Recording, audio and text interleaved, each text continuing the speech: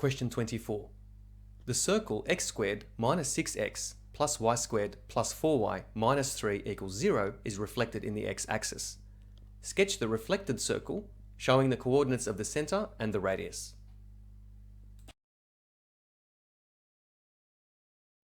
Reflecting a circle in the x-axis changes the y-coordinate of its center while leaving its radius unchanged. To find the coordinates of the center and the radius of the original circle, we express the left-hand side as a sum of perfect squares. So starting with the x variable, completing the square on x squared minus 6x, we take the coefficient of x, which is negative 6, we halve it, which is negative 3, and then we square negative 3, which is positive 9. So we add that to x squared minus 6x. And we do the same thing to the y variable. So y squared plus 4y, we take the coefficient of y, which is 4, we halve it and then square it. So half of 4 is 2, and 2 squared is 4, and we add that to y squared plus 4y. So we end up with y squared plus 4y plus 4. Now the negative 3, we move that to the other side by adding 3. So negative 3 on the left becomes positive 3 on the right. And because we've added 9 and 4 to the left-hand side of the equation, to keep it balanced, we also need to add 9 and 4 to the right-hand side. So 3 plus 9 plus 4 is equal to 16.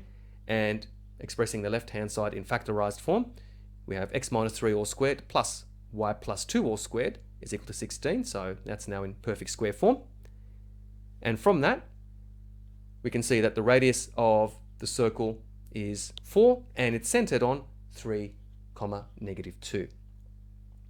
Now to reflect the circle in the x-axis, we take the y-coordinate of the center of the original circle, which is negative 2, and multiply that by negative 1.